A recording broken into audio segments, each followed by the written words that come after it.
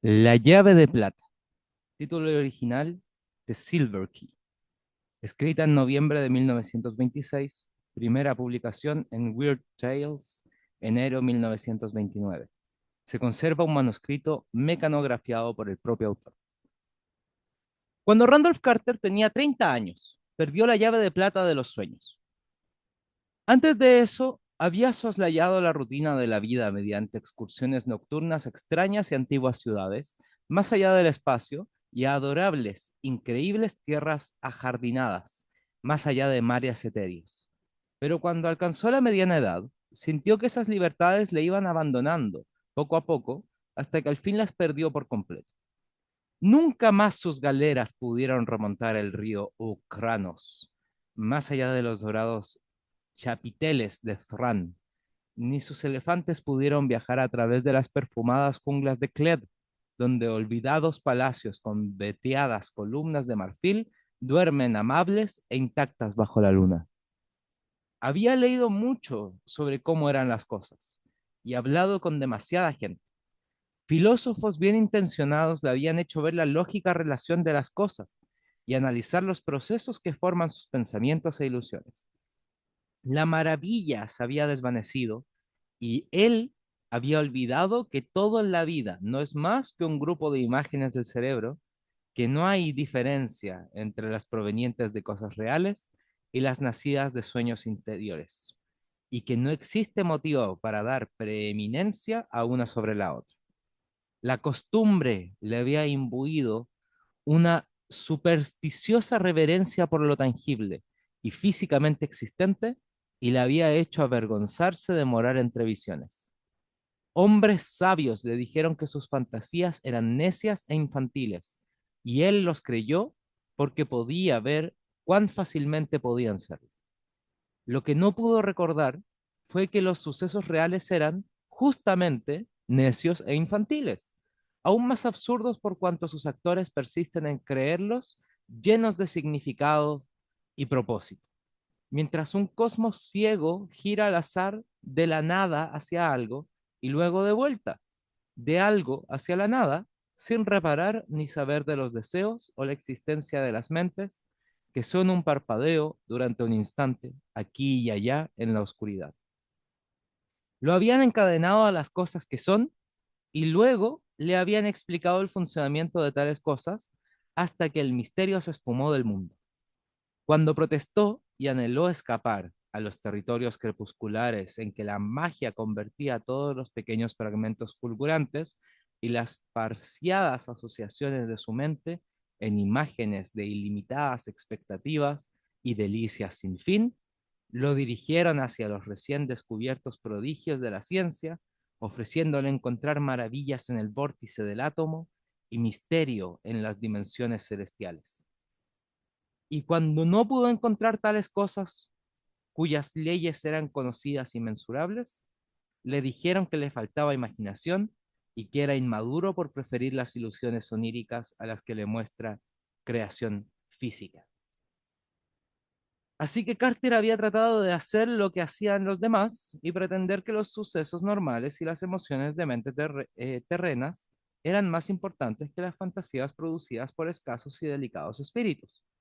No disintió cuando le dijeron que el dolor físico de un cerdo degollado o un dispéptico labrador en la vida real eran algo más grande que la belleza sin par de Naraz, ni su centenar de puertas talladas y sus domos de Calcedonia, que él aún recordaba débilmente de sus sueños. Y bajo su guía cultivó un concienzudo sentido de la piedad y la tragedia. De vez en cuando, no obstante, no podía evitar ver cuán débiles, inconstantes y sin sentido eran todas las aspiraciones humanas, y cuán vacíos eran nuestros impulsos reales, contrastado con los pomposos ideales que decían profesar.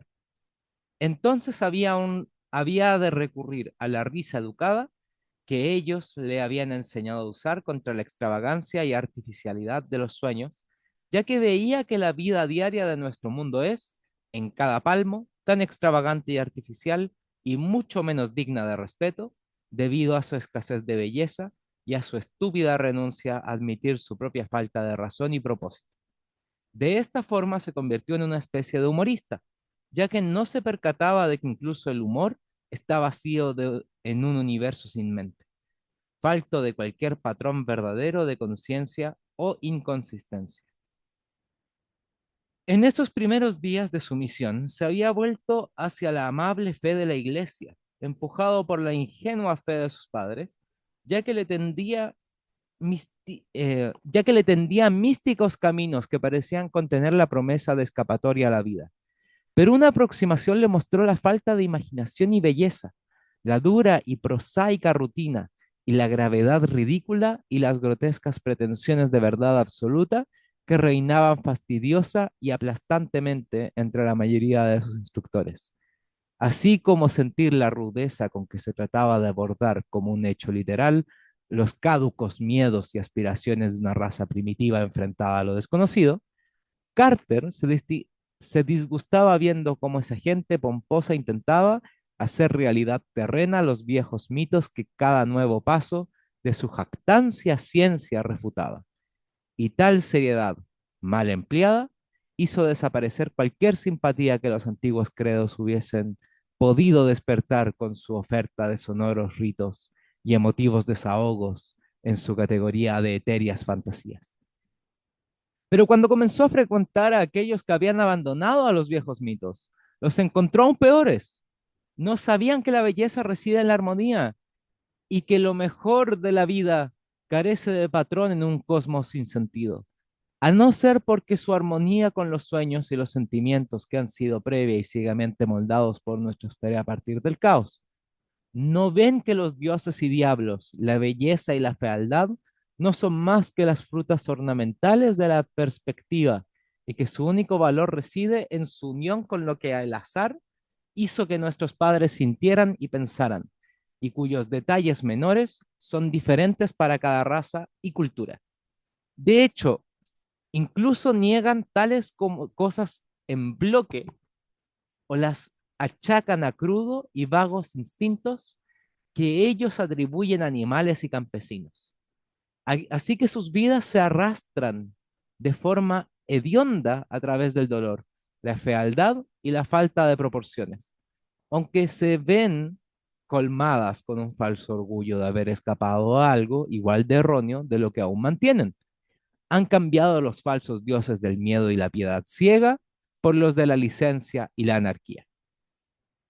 Carter no gustaba en absoluto de tales libertadores modernos, ya que su mediocridad y su miseria enfermaban a un espíritu amante de la belleza pura, al tiempo que su razón se rebelaba ante la lógica barata con que sus veladores intentaban dorar impulsos brutos, dándoles una sacralidad tomada de los ídolos que habían abandonado. Vio que la mayoría de ellos, comulgados con los credos rechazados, no podían escapar a la ilusión de que la vida tenía otro significado, aparte de lo que los hombres soñaban, y no podían soportar la noción de ética y obligaciones, más allá de aquellas que comporta la belleza, incluso cuando toda la belleza gritaba, a la luz de sus descubrimientos científicos, su falta de conciencia y su inmoralidad impersonal. Pervertidos y fanatizados por ilusiones preconcebidas de justicia, libertad y coherencia, renegaban del viejo saber y las viejas rutas junto con las viejas creencias, sin pararse siquiera a pensar que tal saber y tales rutas eran los únicos forjadores de sus pensamientos y juicios presentes, y la única guía y patrones del universo sin significado, sin direcciones fijas o puntos fiables de referencia. Habiendo perdido estas guías artificiales, sus vidas se volvían progresivamente más vacías de dirección e interés dramático, hasta que al cabo pugnaban por ahorrar su hastío en bullicio y naderías pretenciosas, ruido y excitación, despliegue bárbaro y sensación animal. Cuando incluso tales cosas aburrían, disgustaban o se hacían repugnantes, debido a la revolución, cultivaban la ironía y la amargura, encontrando mal todo el orden social. No podían comprender de ninguna manera que sus toscos principios eran tan movedizos y contradictorios como los dioses de sus antepasados, y que la satisfacción de un momento era la ruina del siguiente. La belleza sosegada y duradera solo llega del sueño, y este solaz fue abandonado por el mundo cuando su idolatría por lo real desplazó los secretos de la infancia y la inocencia. Carter intentó vivir en medio de este caos de vacuidad e inquietud, como debe hacerlo un hombre de ingenio y linaje. Con sus sueños desvanecidos bajo el ridículo de la edad, ya no pudo parar en nada, ya no pudo creer en nada, pero el amor a la armonía lo mantuvo cercano a los caminos de su raza y situación. Pasó impasible por las ciudades de los hombres y suspiró porque nada parecía ser completamente real, porque cada rayo de amarilla luz del sol en los altos tejados y atisbo de lugares balaustrados en las primeras luces encendidas al oscurecer, solo servían para recordarle los sueños que una vez conociera y para hacerle añorar las etéreas tierras que hacían mucho que no sabía ya cómo encontrar. Viajar no era más que una burla, e incluso la Gran Guerra lo conmovió muy poco, aun cuando sirvió desde el primer momento en la Legión extranjera francesa. Por un tiempo buscó amigos, pero pronto se cansó de la crudeza de sus emociones y la monotonía y terrenalidad de sus visiones. Se sintió vagamente agradecido de que todos sus parientes fueran lejanos y sus contactos fueran casi inexistentes, ya que no hubiera entendido su vida mental. Es decir, nadie fuera de su abuelo y su tío abuelo Christopher, y ambos habían muerto hace mucho. Entonces comenzó de nuevo a escribir libros, algo que había dejado de hacer cuando sus sueños comenzaron a abandonarlo. Pero tampoco halló en esto satisfacción o plenitud, ya que el toque terrenal estaba en su mente y no pudo pensar en las cosas adorables, como había hecho antaño. El humor irónico lo alejaba de los mineretes del crepúsculo que alcanzara entonces, y el miedo terrestre a la improbabilidad marchitaba todas las delicadas y sorprendentes flores de su jardín etéreo. Las convenciones de pena asumidas tenían de sensiblería su producción, mientras que el mito de una importante realidad y significación de los eventos humanos rebajaba todo, todas sus altas fantasías al nivel de las chabacanas alegorías de la sátira social barata. Sus nuevas novelas obtuvieron un éxito que las antiguas nunca habían logrado, y, dado que sabía cuán vacías debían ser para gustar a un rebaño vacuo, las quemó y dejó de escribir. Eran novelas muy graciosas, en las que se reía urbanamente de los sueños que esbozaba ligeramente, pero él sabía que tales sofisticaciones habían agostado su vida. Tras de esto cultivó deliberadamente la ilusión, coqueteando con las nociones de lo extravagante y lo excéntrico, como un antídoto contra la vulgaridad. Casi todo, no obstante, pronto mostró su pobreza y ruindad y comprendió que las doctrinas populares del ocultismo eran tan secas e inflexibles como las de la ciencia, aunque sin tan siquiera la pobre excusa de la verdad como redención. La tosca estupidez, la falsedad y el pensamiento confuso no son los sueños, ni una escapatoria de la vida para un intelecto educado por encima de tal nivel. Así que Carter se hizo con extraños libros y se volvió hacia hombres de fantástica erudición, más profundos y más terribles, escarbando en arcanos de saber que pocos han hollado y aprendiendo sobre los pozos secretos de la vida, la leyenda y la antigüedad inmemorial, tales cosas que, en adelante, habrían de perturbarlo. Decidió vivir en un plano extraño y amueblar su casa en Boston de acuerdo con sus gustos cambiantes. Cada habitación diferente, con colores adecuados, surtida de libros y objetos acordes, y provisto de las apropiadas sensaciones de luz, color, sonido, calor, gusto y olor. Oyó sobre un hombre del sur que era rehuido y temido a causa de las blasfemas materias que había leído en libros prehistóricos y en tablillas de arcilla obtenidas en contrabando de la India y Arabia. Lo visitó, se quedó a vivir con él y participó de sus estudios durante algunos años, hasta que el horror los alcanzó una noche en un desconocido y arcaico cementerio, y solo uno de los dos volvió. Entonces retornó a Arkham, la terrible y vieja ciudad embrujada de sus antepasados, en Nueva Inglaterra, y tuvo experiencias en lo oscuro entre los meditabundos sauces y las tambaleantes techos picudos, que le hicieron sellar para siempre ciertas páginas del diario de un antepasado extravagante. Pero tales horrores lo llevaron solo al filo de lo real, y no hasta el verdadero país de los sueños que conociera en su juventud. Así que los 50 Así que a los 50 desesperó de encontrar descanso o alegría en un mundo cada vez más ocupado por la belleza o demasiado cínico para soñar. Habiendo comprendido por fin la vacuidad y futilidad de las cosas reales, Carter pasó sus días en retiro y en pensativos recuerdos deslavanzados de su juventud colmada de sueños. Pensó que era bastante estúpido el molestarse en seguir viviendo y obtuvo de un sudamericano eh, conocido suyo, un líquido muy curioso que habría de sumirlo sin sufrimiento en el olvido. La inercia y el hábito, no obstante, le hicieron aplazar su decisión y se demoró indeciso entre remembranzas de los viejos tiempos, desmontando las extrañas colgaduras de los muros y componiendo la casa como si fuera en su primera infancia.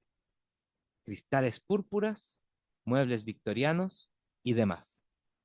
Con el paso del tiempo llegó casi a agradecer esta demora, ya que los restos de su juventud y apartamiento del mundo hicieron que la vida y la sofisticación parecieran muy lejanos y reales, por lo que un toque de magia y esperanza se filtró en sus sueños nocturnos.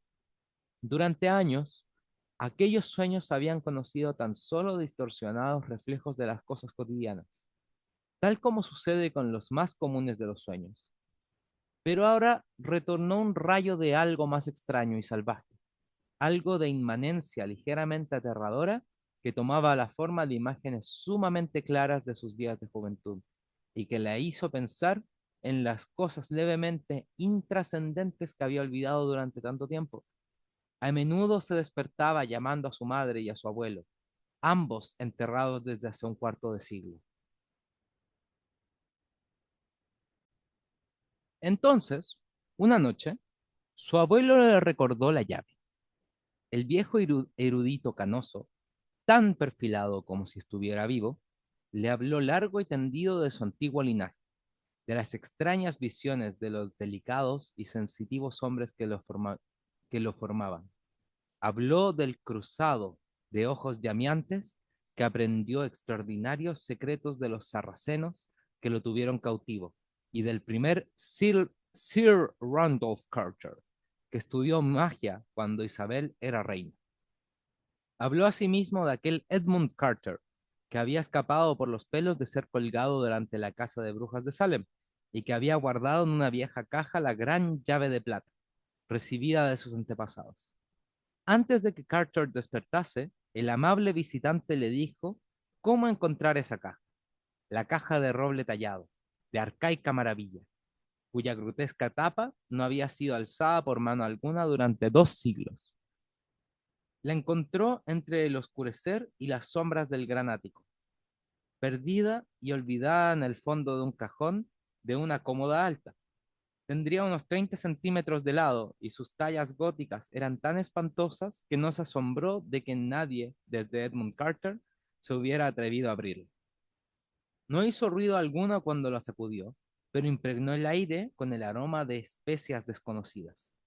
Lo de la llave que contenía no era más que una difusa leyenda, y el padre de Randolph Carter nunca había sabido que existiera una caja así.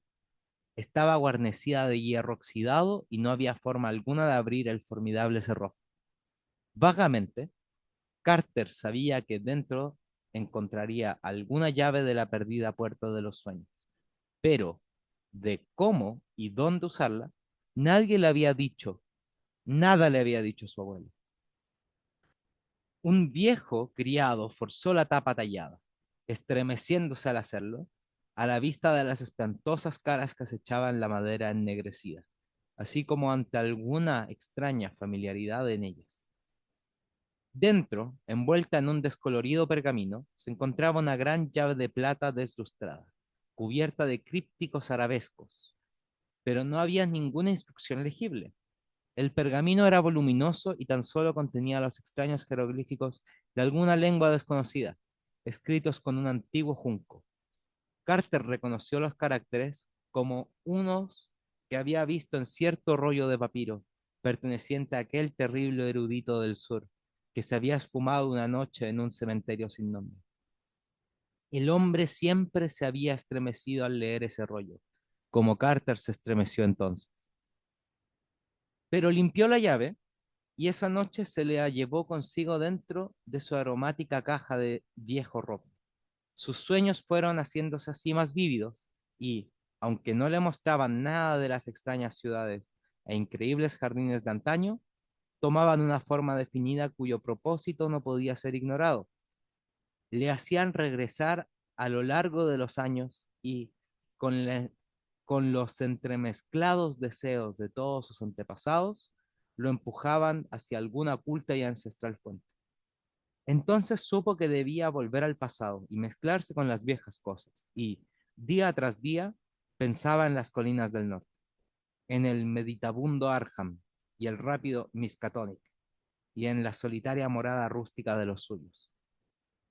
Con los melancólicos fuegos de otoño, Carter emprendió el viejo y recordado camino, pasando graciosas hileras de colinas onduladas y praderas con tapias de piedra, valles y distantes y escarpados bosques, carreteras serpenteantes y granjas colgadas, y el cristalino ondular del Miskatonic, cruzado aquí y allá por rústicos puentes de madera o piedra. En una curva vio el grupo de álamos gigantes, entre los que un antepasado suyo había desaparecido siglo y medio atrás, y se estremeció cuando el viento sopló significativamente a través de ellos.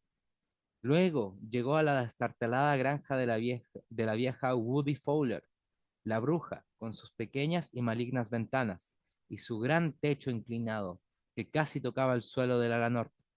Aceleró al pasar por delante y no redujo hasta remontar la colina donde su madre y los padres de ésta habían nacido, y en donde la vieja casa blanca aún miraba altanera al otro lado del camino, hacia el panorama hermoso hasta dejar sin aliento de la ladera rocosa y valle verde, con los distantes chapiteles de Kingsport en el horizonte y atisbos del arcaico mar, cargado de sueños aún más al fondo.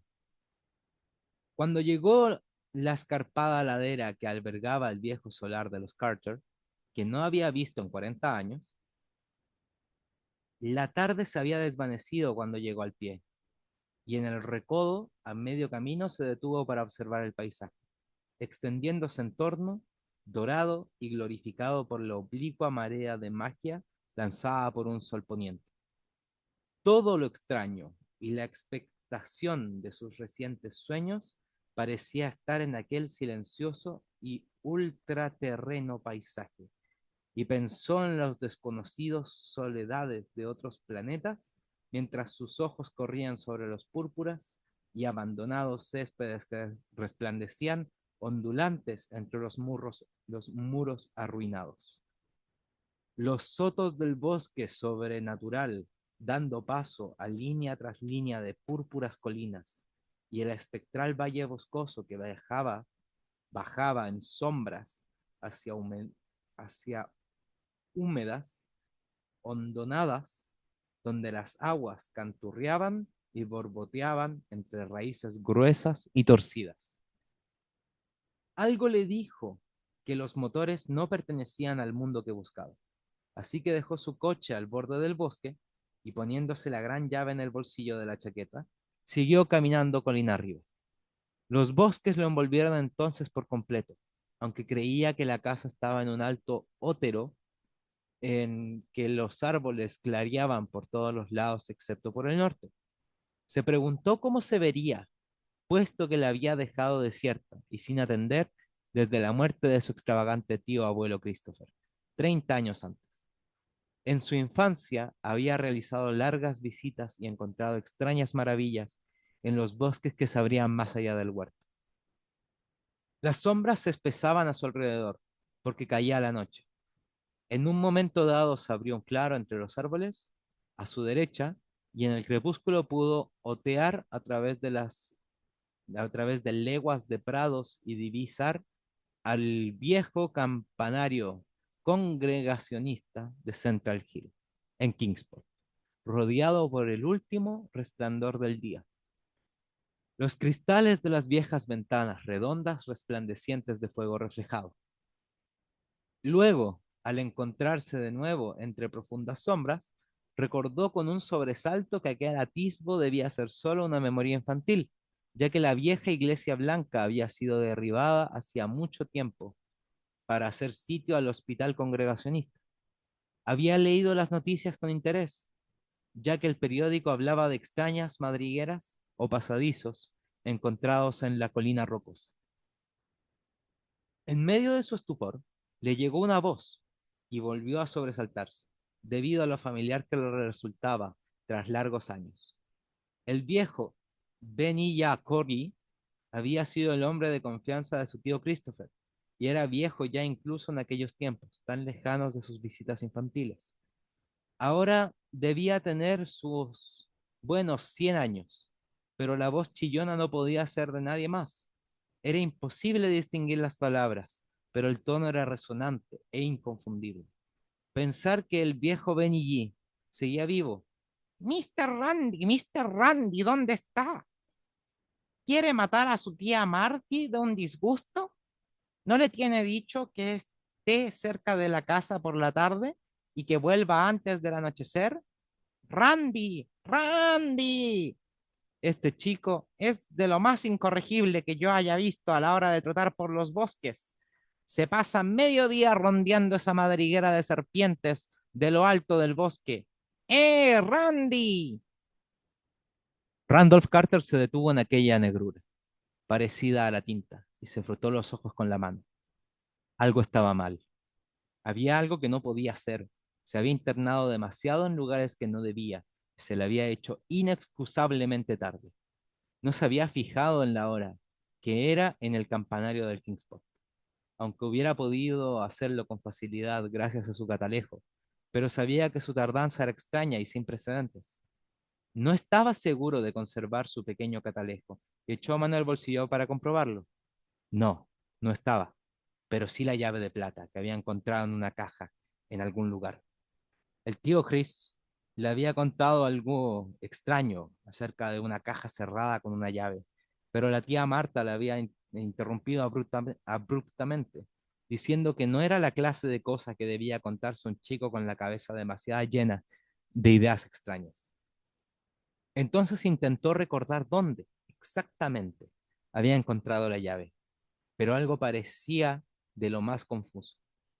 Supuso que fue en el ático de su casa, en Boston, y vagamente recordó que había sobornado a Parks con la mitad de su paga semanal para que le ayudara a abrir la caja y para que no se lo contase a nadie. Pero según lo recordaba, el rostro de Parks parecía muy extraño, como si las arrugas de muchos años hubieran caído sobre el vigoroso y pequeño Cockney. Randy, Randy, Randy. Una oscilante linterna surgió de la oscura curva y el viejo Venilla se precipitó hacia la silenciosa y aturdida silueta del peregrino. Vaya, chico, así que aquí estás. ¿Te ha comido la lengua el gato? Llevo media hora llamándote y debe hacer un buen rato que me oyes. ¿No sabes que tu tía Marty no le gusta que estés fuera al anochecer? Espera que se lo cuente a tu tío Chris. Sabes de sobra que estos bosques no son para pasear a estas horas. Hay cosas que no son buenas para nadie, como solía decir mi yaya. Vamos, Mr. Randy, Ohana no guardarás en alguna. Así que Randolph Carter echó a andar por la carretera, mientras maravillosas estrellas resplandecían a través de altas ramas otoñales, y los perros ladraron, al tiempo que la luz amarilla de las ventanas de rombos resplandecía al girar en la siguiente curva, y las Pléyades se entallaron cuando salieron del abierto otero, en el que un gran tejado picudo se recortaba negro contra el débil resplandor del oeste. La tía Martha se encontraba en el portal y no regañó demasiado cuando venía lo empujó hacia adelante. Conocía lo bastante al tío Chris para esperar tales cosas de la sangre de Carter. Randolph no mostró su llave, sino que comió en silencio y tan solo protestó cuando lo mandaron a cama. A veces soñaba mejor despierto y quería usar la llave. Randolph se levantó pronto y hubiera salido corriendo hacia el bosque de arriba si tío Chris no lo hubiese atrapado, obligándolo a sentarse a desayunar. Miró impacientemente alrededor por la baja habitación de alfombra raída, vigas al aire y postes en las esquinas, y solo sonrió cuando las ramas del huerto golpetearon contra los cristales emplomados de la ventana trasera.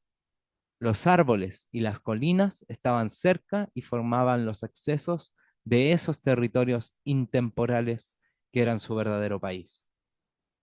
Entonces, en cuanto se vio libre, se tentó el bolsillo de la blusa en busca de la llave y habiéndose asegurado de que la tenía consigo, fue brincando por el huerto hasta la ladera de más allá, donde la colina boscosa se remontaba de nuevo por encima del otero sin árboles. El suelo del bosque era musgoso y enigmático, y grandes rocas manchadas de líquenes se alzaban difusamente por todas partes, a la luz tenue como monolitos druídicos entre los tronos hinchados y torcidos de una arboleda sagrada. En una ocasión, durante su ascenso, Randolph cruzó una corriente cuyos rápidos cantaban rúnicos conjuros a los ocultos faunos y egiptantes hidrades. Luego llegó a la extraña cueva de la ladera boscosa, la temida culebrera, rehuida por los lugareños y contra la que Benilla le había prevenido una y otra vez.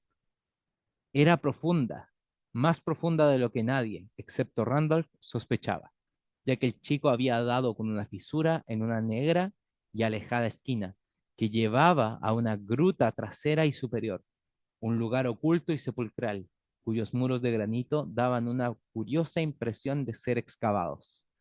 En ese momento serpenteó como solía hacer, iluminando su camino con cerillas cogidas en la cocina y acabando por pasar por las hendeduras con una ansiedad que le resultaba inexplicable, incluso a él mismo.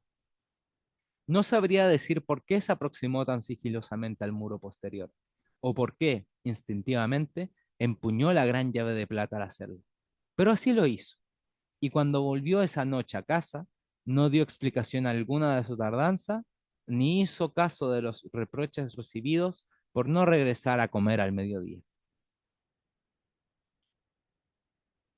Ahora, todos los parientes lejanos de Randolph Carter convienen en que algo sucedió que hizo agudizarse la imaginación de este a los 10 años. Su primo, Ernest B. Aspinwall, Squire, de Chicago, tiene 10 años más que él y recuerda muy bien el cambio habido en el chico tras el otoño de 1883. Randolph había tenido fantasías que muy otros pocos podrían albergar y también extrañas eran algunas otras de las cualidades que mostraba en relación con asuntos de lo más mundanos. De hecho, parecía haber alcanzado un extraño don de profecía y reaccionaba insólitamente ante cosas que, aunque a veces sin sentido, más tarde se descubría que justificaban aquellas singulares impresiones. En las décadas siguientes, mientras nuevos inventos, nuevos nombres, nuevos hechos surgían uno tras otro en el libro de la historia, la gente recordaba de vez en cuando con asombro cómo Carter, años antes, había dejado escapar descuidados comentarios de indudable conexión con lo que luego sería el futuro. Ni él mismo entendía tales comentarios, ni sabía por qué determinadas cosas le provocaban ciertas emociones, pero imaginaba que el responsable era algún sueño olvidado. En una fecha tan temprana como 1897, empalideció cuando un viajero mencionó la ciudad francesa de Belley-en-Sauteux, y sus amigos recordaron el hecho cuando fue herido casi mortalmente allí en 1916, mientras servía en la Legión extranjera francesa durante la Gran Guerra. Los parientes de Carter comentaron mucho tales cosas, porque más tarde este desapareció. Su pequeño sirviente Parks, que durante años soportó pacientemente sus extravagancias, lo vio por última vez la mañana en que condujo a solas su coche, llevando consigo una llave que había encontrado recientemente. Parks le había ayudado a sacar la llave de la vieja caja que lo contenía y se había sentido extrañamente afectado por las grotescas tallas de la caja, así como por algunas otras cualidades que no pudo precisar. Al irse, Carter le dijo que iba a visitar una vieja finca de sus antepasados, en la vecindad de Arkham. A mitad del camino, en el ascenso a Elm Mountain, en la ruta de las ruinas de la vieja finca Carter, encontraron su coche, cuidadosamente estacionado en el arcén, y en su interior había una caja de madera olorosa con unas tallas que espantaron a los paisanos que dieron con ella. La caja contenía solo un extraño pergamino cuyos caracteres no han sido capaces de descifrar o identificar ni lingüistas ni paleógrafos. La llave había borrado por completo cualquier posible pisada. La lluvia había borrado por completo cualquier posible pisada, aunque los investigadores de Boston tienen evidencia de rastros entre los caídos maderos de la casa Carter. Era, según decían, como si alguien hubiese estado rondeando las ruinas hacía no mucho. Encontraron un vulgar pañuelo blanco entre las rocas del bosque, en la ladera de más allá, pero no pudieron identificarlo como perteneciente al desaparecido. Se habla de repartir los bienes de Randolph Carter entre sus herederos, pero yo estoy totalmente en contra, porque no creo que esté muerto. Hay distorsiones del tiempo y espacio, de visiones y de realidad, que solo un soñador puede intuir, y por lo que conozco a Carter, pienso que sencillamente ha encontrado un camino para atravesar tales laberintos. Si regresará o no, eso no puedo decirlo. Buscaba la tierra de los sueños que había perdido y añoraba los días de su infancia. Luego encontré una llave y yo creo que, de alguna manera, fue capaz de utilizarla para un propósito extraño. Se lo preguntaré cuando lo vea, porque espero encontrarlo pronto en cierta ciudad onírica que ambos solíamos frecuentar. Se rumorea en Ulthar, más allá del río Sky, que hay un nuevo rey en el trono de ópalo de Ilekvat. Esa fabulosa ciudad de torreones en lo alto de los huecos riscos acantilados de cristal que dominan el mar crepuscular, donde el Gnorri, barbudo y con aletas de pez, construye sus singulares laberintos.